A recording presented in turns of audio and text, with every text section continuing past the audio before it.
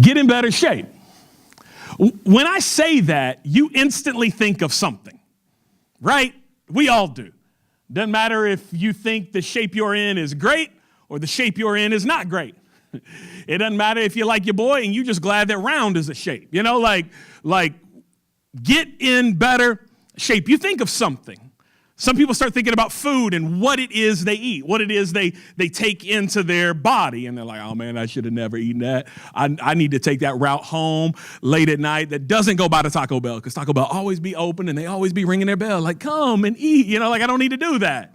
And maybe that's what you think when I say get in better shape. Some people think about all the time that they've not gone to the gym. You know, like I just keep skipping. I talk about how I'm going to work out. I talk about how I'm gonna be disciplined in this, but I don't do it. And if I'm gonna get in better shape, it's the gym. I have got to be at the gym. It's interesting though that when I make that statement, or you take those notes out of your worship guide today and look at them, and it's this idea of getting in shape, you think of something. But I have news for you. It's not something, it's everything. See, whatever shape you're in physically isn't because of one thing. It isn't because of just like what you eat or what you don't eat. It isn't because of just like the fact that you work out or that you don't work out. It's everything. There are genetic things going on that contribute to the shape that you're in. There's a metabolism that you have very little control. It's like you can make it go a little faster, go a little slower, but it's kind of doing its own thing. Ain't a whole lot you can. There's all these things that are connected to the shape you're in. Why are you talking about shape? Is this like diet class? No. It's very important. I need you to think about shape, because today we are not talking about the shape that you are in, but we are talking about the opportunity that we have to be shapers. See, if I were to talk to you for a second about the shape that our city is in, instantly we would think of something or someone, not ourselves, but somebody.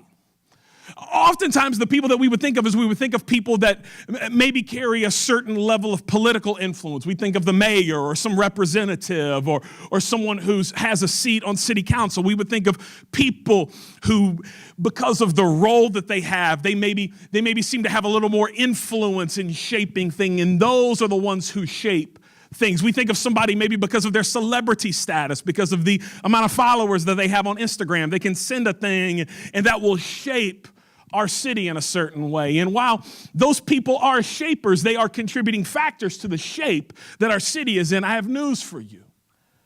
What shapes our city isn't someone or something. It's someones and some things. It's everybody. You are a shaper in this city. If this city is your home, I have news for you. You have the opportunity to shape it. In fact, you don't just have an opportunity, you are shaping it. You're shaping it with what you do and with what you don't do. You're shaping it with what you say and what you don't say. You are a shaper in this city. You are somebody that your influence, the influence that you have, is doing something. It's not just one thing. It's not just one person. It's everybody. In fact, that the current state of our city is not because of somebody, is not because of something, this one person, this one decision, this one season. No. It's because of everybody that has ever resided in this place and everybody that's currently residing in this place. That the shape that it's in is because of what people have done who've lived here. People who have occupied roles in the community. People who have taught in schools. People who have done anything and everything in this city. The shape that it's in is because of, well, all of us. Which is very important for us to realize, because most of us, when you think about shapers in our city, you would not include yourself in that discussion. You would think of people in some magazine you saw where it's like 50 most influential Memphians or 30 under 30. You would think of these kind of things. But I have news for you. You are a shaper in this city. And that's very important for you to realize, because we started with this premise in this series a couple weeks ago. And maybe you were here, maybe you watched them online, maybe this is your first week. And if it is, great. I'm glad that you rowed your boat here today, because it's going to be incredible. But I need you to realize that in this series, we're trying to get God's heart for this city. And the reason it's important that we get his heart is because we are a part of shaping this city the way that God wants it to be. to look and feel and be and become what God wants it to be. That's why we need his heart. We need his heart for this city so that we can shape it God's way, so that we can hand our city, we can hand our neighborhood, we can hand our business off to another generation. And it will be in a completely different state than we received it in, because we realize that we were a part of shaping it.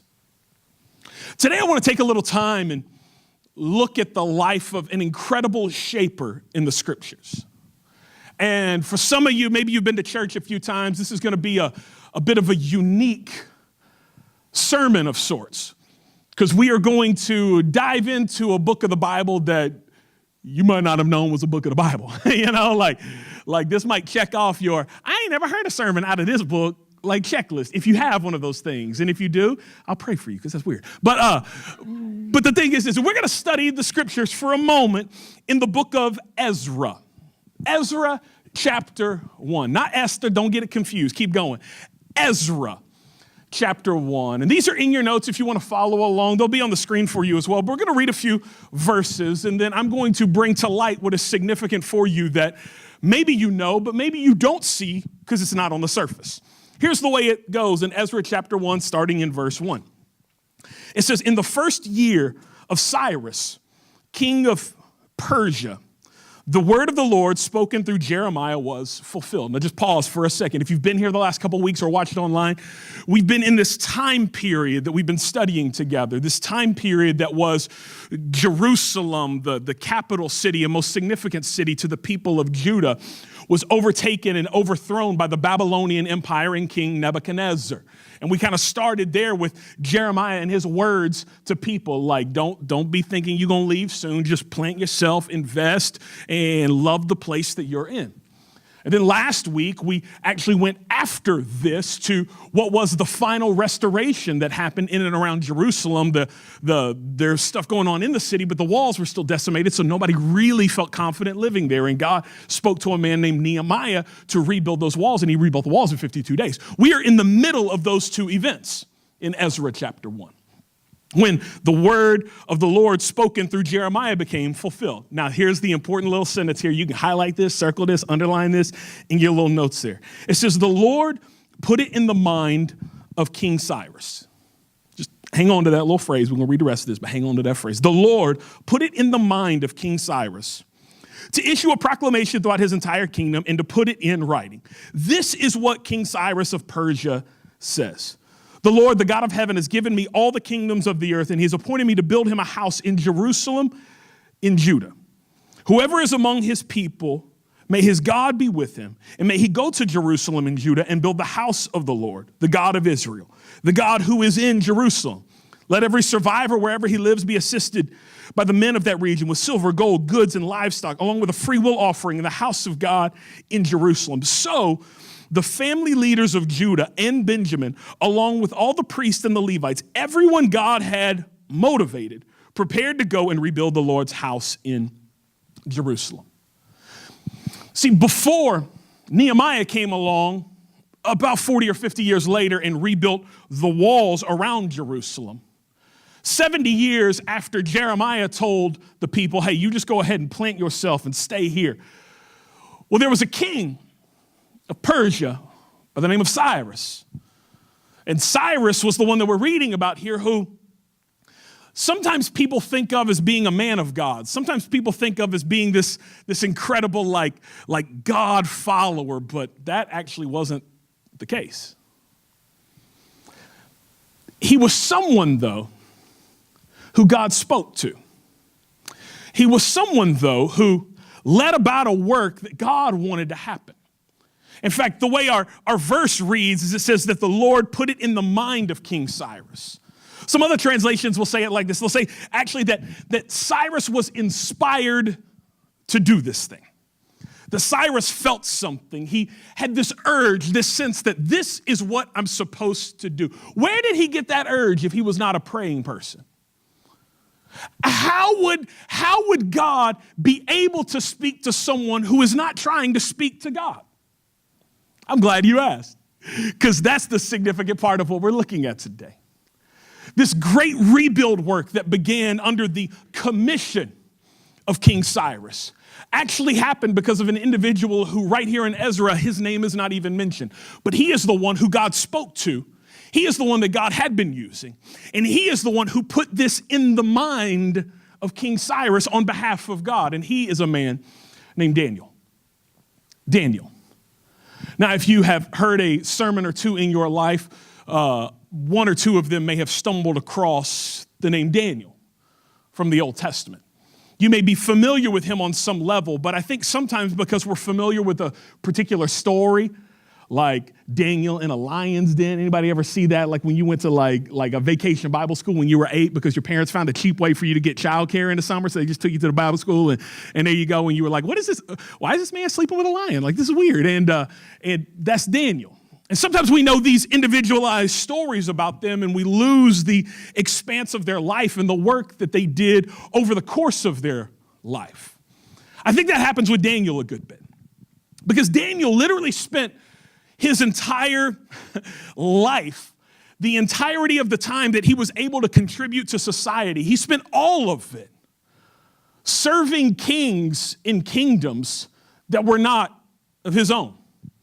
See, Daniel was young, probably 14, 15 years old, when King Nebuchadnezzar of Babylon came into Judah, specifically into Jerusalem, and decimated the city. They took things that were good and they destroyed things that they didn't have any use for, tore down buildings, tore down the temple, and took over and pulled all of these Jewish people into exile. Nebuchadnezzar did that. And he picked out Daniel because Daniel, even at 14, 15 years old, distinguished himself from other people. He was just a kid being trained, but he was pulled in to work and serve Nebuchadnezzar.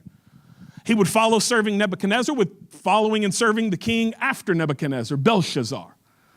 Belshazzar was incredibly arrogant, and sometimes when you're arrogant, you are also very naive, and he did not understand that they would be attacked. He thought he was the most powerful person in the world, and he was, except he did not do anything to protect his power, and they were attacked by the Persians. And so Daniel then gets the ability to serve the Persian king, Darius. And Darius leads for a while, and then he is replaced by the new king, King Cyrus, who Daniel also served.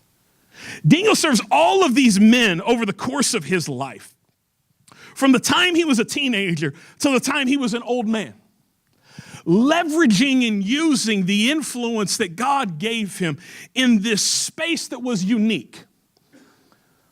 And the reason he used this space, the reason he used what God gave him to make a difference for God was not because Daniel was some minister. Daniel was not a preacher. He was not a pastor. He was not a religious leader. He was not a scribe or anything like that. Daniel was a guy who was an advisor to the king. But what I love about Daniel is every single king he served, every single season of his life, every single opportunity that came his way, he did not look at it as something he had to do to ultimately do the thing he wanted to do. He viewed all of it as a ministry of sorts. Daniel viewed all of his interactions as interactions that were a part of the ministry that God gave him. And this is very important for you, and I know you don't know why yet, but you're about to find out right now. If you're taking notes today, I'd love for you to write this down. Here is why it's important. Because ministry is not a position, it's a perspective. Ministry is not a position.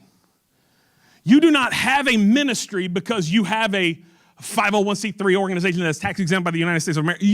That does not make it a ministry.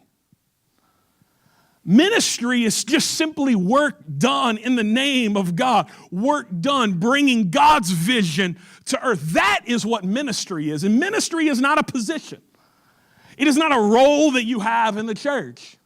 It is not something you do because you graduated with some degree from a Bible college or a seminary or a cemetery, either one of those. Or you can go to either of them.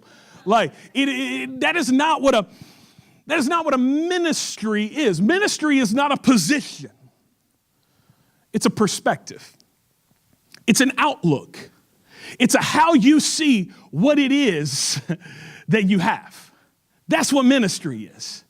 Ministry is how you see what it is in front of you, how you see what this opportunity could be, how you see it.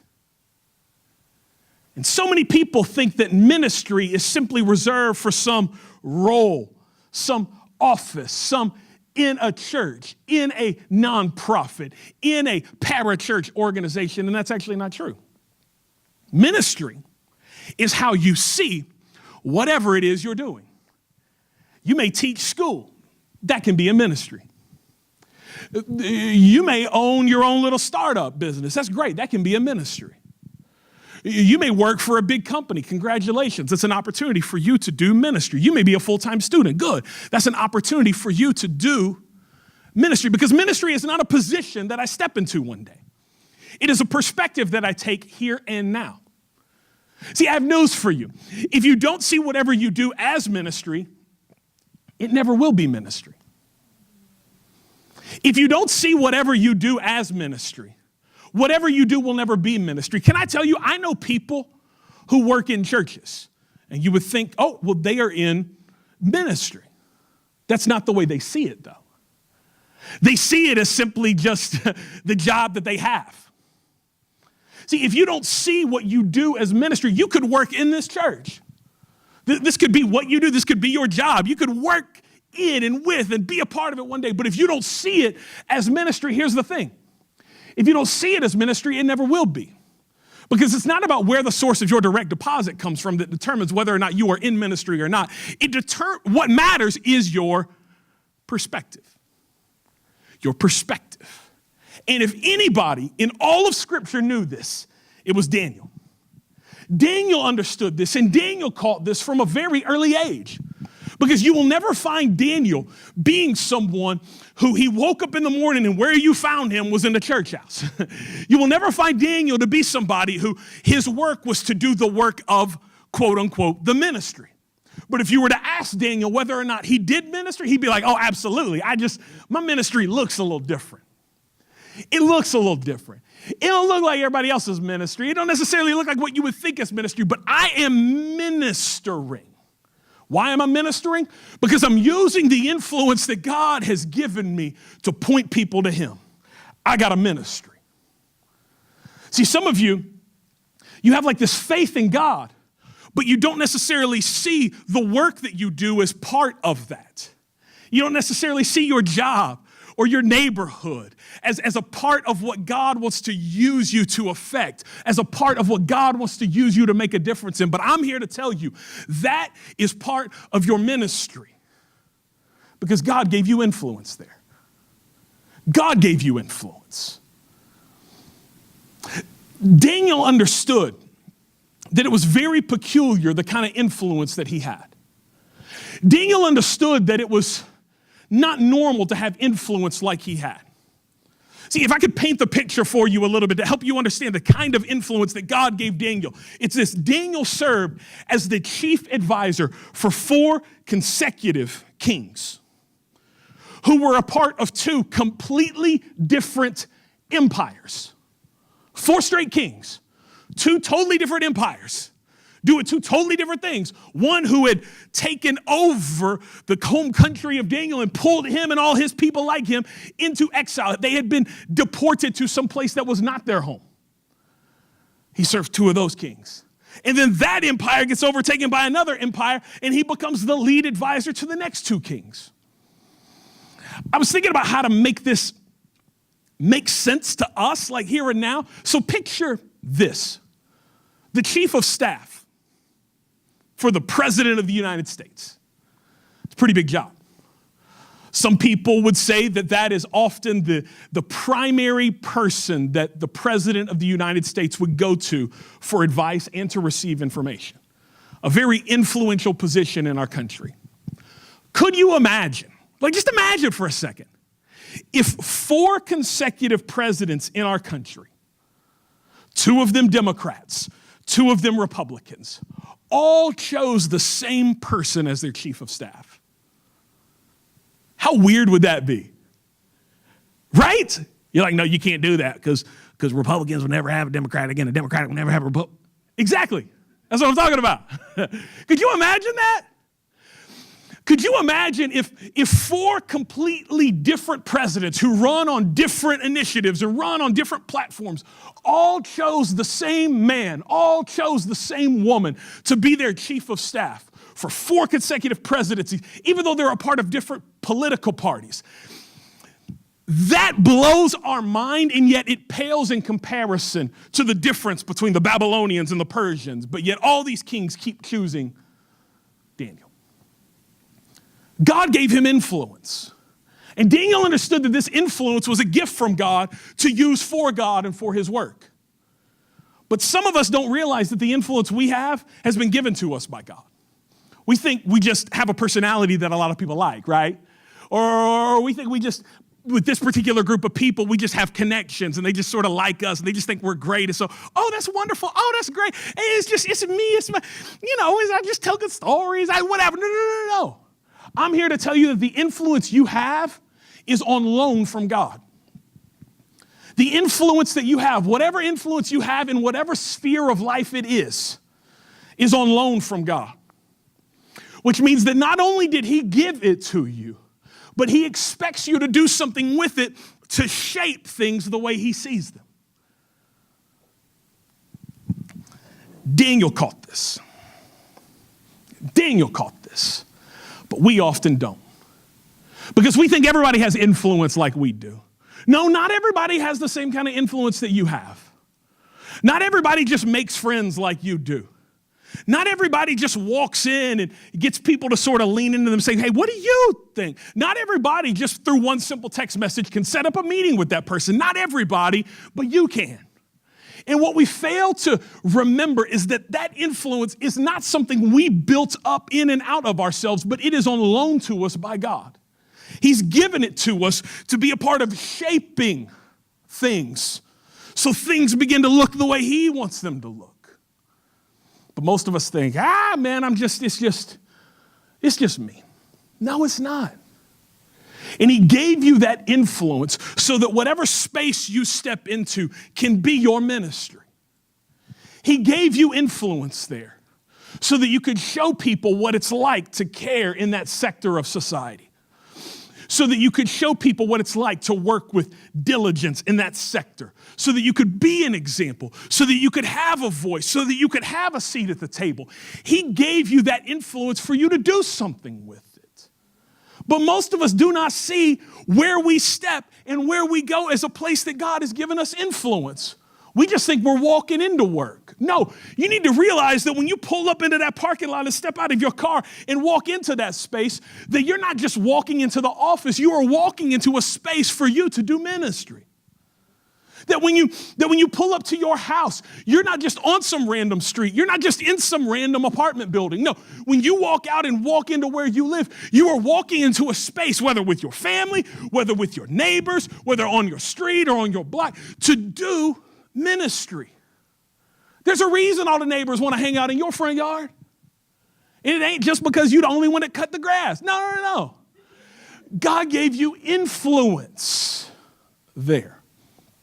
He gave you influence. There is a reason why you have it. And it's to shape things. See, what I believe, and you can write this down, is that we must be shapers in Memphis. We must be. We must be people who shape this city. We must be people who hear from God and begin to shape where we are to be the way God wants it to be. And that ministry work won't necessarily put a REV in front of your name so they call you Rev from now on. It doesn't necessarily require you to get a seminary degree. It does not necessarily mean that you have to leave your present occupation and go to another occupation. What it simply means is that you begin to take on the perspective that this is my spot right here and right now to minister for my God. That the reason I have influence here is to minister. The reason I continue to live here is to minister. See, I believe what God wants is people in every sector of society in this city walking into their jobs, walking into their places, doing what they do, realizing I am here to minister. We need teachers who teach in schools who realize I am here as a shaper, not only of young minds, but I'm also here to shape the culture and to shape the environment and to love people and be a minister right here in this middle school, right here in this elementary school, right here in this. I am here to shape things. We need people who walk into doctors' offices, not because they're sick, but because they're the ones who sick people come to and realize I am here to shape this thing. Yes, I'm going to help people. Yes, I'm going to help them get better, but I'm shaping a whole lot more because the Spirit of the living God lives inside of me. I'm shaping things. We need lawyers who represent clients and do so realizing I'm shaping something here. Every sector of society.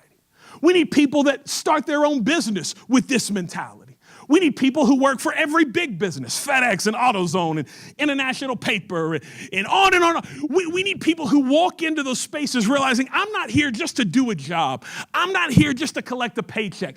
I am here to do ministry. That's what I'm here to do. But that does not come any other way then you begin to get the perspective of a shaper. You begin to see it as a space that you can shape. You begin to walk in believing that you are there on purpose, believing you are there not by accident, but you are there to shape some things. Would you repeat this after me? Say, I am a shaper. You are. You are someone called by God. Sometimes we hear that expression, called by God, and we think, oh, that means called by God to a church. I got to work at the church. I got to work for the parent. Maybe. But I believe you can be called by God to that business.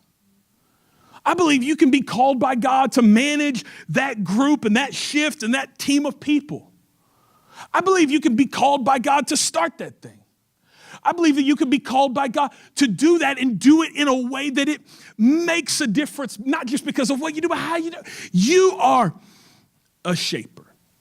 But you got to get this perspective. So I want you to write these down. It's going to be incredibly practical for you, and I want you to get this on the inside of you today. The first is this. If you're going to take on the perspective of the shaper, you have to realize that what you do matters. What you do matters. I think the reason for some of us that we do not believe that where we are is our ministry is because we think that what we do doesn't matter. Oh, I just do this. Oh, I just work for them. Oh, I just manage this. Oh, I'm just an accountant. Oh, I'm just an administrator. Oh, I'm just their personal assistant. No. What you do matters. What you do matters. Whatever it is that you do, it matters and it's significant. And when you begin to see what you do as something that is significant, you then begin to have the opportunity to believe that it is actually something that God can use because you see it as significant. See, Daniel saw it this way. Daniel was forced into his job. He didn't get to pick it. He was grabbed at 14 or 15 years old because he looked good and he was smart. For real, that's what the Bible says. He looked good and he was smart, and they're like, we think he could be useful. Bring him on in here. And so they did. And he had to serve for a period of time by force. But even in that season, he believed that what he did matters. And if you're going to have the perspective of somebody that is able to shape things, somebody that's able to turn things, somebody that's able to see things become different, the school that you serve in, the office building that you work at, the company that you're partnering with, whatever it is that you do, you have to begin by saying what I do actually matters. That's the perspective you need. What I do matters to God. It matters in this city. And not only does what I do matter, but write this down. How you do it matters. If you want the perspective of somebody that is able to shape a company, shape a department, shape a neighborhood, shape a graduating class, you want to be able to shape it, then you have to believe that not only does what I do matter, but how I do it matters too. I have this firm belief that people with a faith in God ought to do things as well as possible.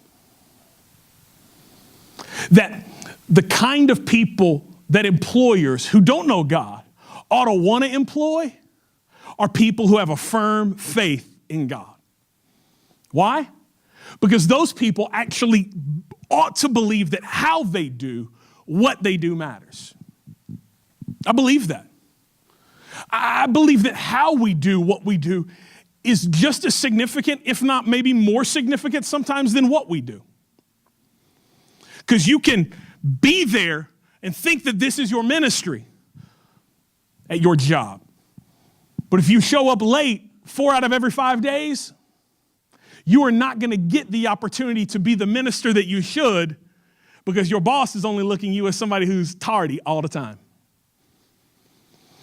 You might be in that place and you might begin to think of it as this is a place that God can use me to minister. But if you show up unprepared for most of the meetings that you're invited into, how you're doing what you're doing is not taking on the perspective that is, this matters and I am here to shape it. How you do what you do matters. Daniel saw it this way for himself. He saw that everything that he did, it wasn't just about what I did, but how I do it. Because you got to remember, the men that he served, these kings that he served, he would have never voted for if there was a voting opportunity. He would have never esteemed them. They didn't see eye to eye on a lot of matters. But Daniel served them nonetheless, and he served them well, and he gave them the very best that he could because he believed that how he did what he did matters. And here's the reason he believed that how he did what he did matters. It's because of this. Number 3, write it down. That who you do it for matters. See, if you think that you're just there working for your boss, you think you're there just working for some shareholders, you think you're just there working for the people that you see, you have missed it. Because Paul would come along, the Apostle Paul, 500 years or so after Daniel, and make this declaration that whatever you do as unto the Lord, not for men. Daniel caught that. He caught that whatever he did, he was actually doing for the Lord. That he didn't just serve Nebuchadnezzar. He did not just serve Belshazzar. He did not just work for King Darius, even though Darius would get mad at him and throw him in a little lion's den because of some trickery. Like it wasn't just because of that. It wasn't just King Cyrus and King Cyrus being new. No, he didn't just work for them. He understood that who I do this for is I am a representative in flesh. I am a representative in this city for my God. And so not only is what I do significant, how I do it is significant because who I do it for matters. Because when I go wait tables, I am waiting tables to bring honor to my God. Because when I balance these spreadsheets, I'm doing so to bring honor to my God. Because when I sit at that desk, because when I clock in, I am doing this to bring honor to my God. When I walk into class, I'm walking in to bring honor to my God.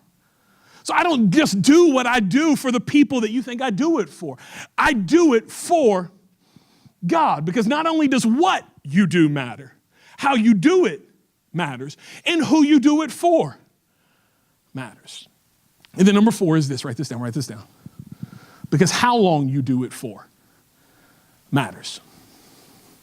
How long you do it for matters. The thing that I believe gets overlooked in the life of Daniel is how long he faithfully served, how long he faithfully led, how long he continued to shape things before he actually saw what it was he believed he could see. See, too many of us don't have the ability to shape our neighborhood the way we want to shape it. The way sometimes we say, oh man, I want to see this neighborhood be different. The only problem is every chance you get, you're thinking about leaving the neighborhood.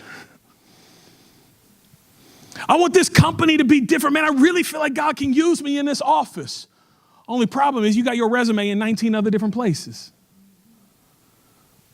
Because there's not the consistency of just planting myself somewhere and saying, this is where God has me. I am going to invest myself here. Because it's not just that what I do matters. It's not just how I do it. It's not just who I do it for. But it's how long I do it for. See, Daniel had a very tumultuous time serving. He served King Nebuchadnezzar, who would not only separate Daniel from his family and take him into captivity to work for him by force, but would also make it very difficult for Daniel. 3 of Daniel's best friends were thrown into a furnace of fire, and Daniel had to watch it. And they had this happen to them because of their devotion to God. And Daniel stayed faithful and served through that. King Belshazzar comes with all of his arrogance. So arrogant that God actually has to, in the middle of a party that had been going on for months, celebrating the greatness of Belshazzar, God had to stop everything and write something on the wall to get Belshazzar's attention. And Daniel faithfully told Belshazzar what it meant. It meant that you about to not be king no more, you know? But Daniel stayed faithful, and he kept staying there, even when he didn't have to. See, he could have left when the Persian Empire took over and Darius began to run things. Probably would have been better for him. He would have never ended up in a lion's den. But he stayed faithful. He stayed faithful through the first year of King Cyrus's reign, even though he could have left. See, what I want you to see is in Daniel chapter 1. In Daniel chapter 1, we get a little look into Daniel and his life. Just these few verses, but there's a phrase here that I want to jump out at you. I pray it does. Look at what it says here in Daniel 1. It says, no one was found equal to Daniel. This is when Daniel was 14 or 15 years old. No one was found equal to Daniel. This is when Babylon had come in and they had taken over and burned down buildings and destroyed the temple and broken down the walls. This is before, this is when the mess is being created. No one was found equal to Daniel, Hananiah, Mishael, and Azariah. You may know his 3 friends better as Shadrach, Meshach, and Abednego. So they began to serve in the king's court. Look at what was said of Daniel and his friends. In every matter of wisdom and understanding that the king consulted them about, he found them 10 times better than all the other diviner priests and mediums in the entire kingdom. It's pretty powerful. What I want you to see is this next phrase. Look at this right here. Daniel remained there.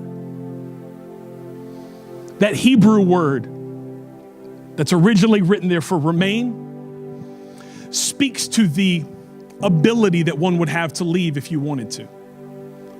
Daniel didn't have to spend all the time that he spent where he spent it, but he was committed to seeing something. And he knew that how long he did what he did, how long he continued to shape, was actually going to be a part of him being able to shape it God's way. So Daniel remained there until the first year of King Cyrus. This was Daniel's life's work. Shaping, shaping, shaping.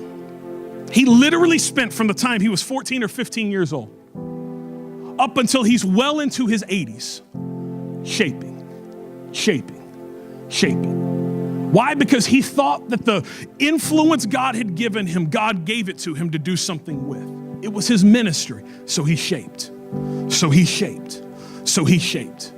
And he spends all this time building equity with Nebuchadnezzar, only for Nebuchadnezzar to go crazy. And now he's got to start over again with Belshazzar. And he finds out Belshazzar is arrogant, but he continues to serve. He continues to faithfully do what he can. And then King Darius comes in, and him and Darius have a good relationship. And then some people get tricky because they don't like Daniel. And Daniel finds himself basically facing death. But he stays faithful to God because he knows this might be an opportunity that God uses to shape this thing. And he stays faithful. And then Darius' time is done and King Cyrus comes in. King Cyrus comes in to lead, and King Cyrus comes in to make things happen. And it's another time Daniel has to start over. But he starts over again. And when Daniel's in his 80s, he finally sees the thing that he had been praying for all of his life. He finally sees the thing he had been working for happen his entire life because he just kept shaping. Because he did not quit. And I believe there are too many of us who feel this call from God to our street, this call from God to our neighborhood, this call from God to our business, this call from God to our circle of friends, this call from God, but we quit too soon. We're like, God, I've been shaping for like at least 2 weeks. Come on, where you at? You know? For 70 years, Daniel shaped. Even though it didn't look like it was all that effective, he shaped. And then at the end of his life, he sees what he only could dream of early in his life because he saw where he was as ministry. And here's what I'm here to tell you today. Do not quit until what you're called to shape looks like it's supposed to look. Some of you have been praying for 10 years for somebody in your family to meet Jesus. And you're about ready to be done. Because it seems like over the time that you've been praying, it's like they ain't any closer to finding God. Keep shaping. Keep shaping. Some of you have been serving at the same school since you graduated college. You've just been there teaching the kids, believing that you were going to bring about change, thinking it was going to be different, and it doesn't seem to be different, and you want to give up, you want to throw in the towel, you want to do something. No, you keep shaping. You keep shaping. You keep shaping. Because you got to remember that what you do, it matters there, and how you're doing it matters, and who you're doing it for matters. But how long you do it for matters too. And some of us, the doors that we believe God can open, he will open if you'll stay faithful. If you'll be like Daniel and keep shaping. One more time by faith, would you just repeat this phrase? Just say, I am a shaper. Come on, with some conviction on the inside of you. I am a shaper. I'm telling you, in your business, you're there to shape it. In that school, you're there to shape it. In your family, you're there to shape it. With your friends, you're there to shape them. God has you there to do ministry.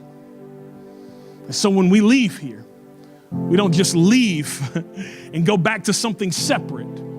We actually step in to the place that God has called us to shape.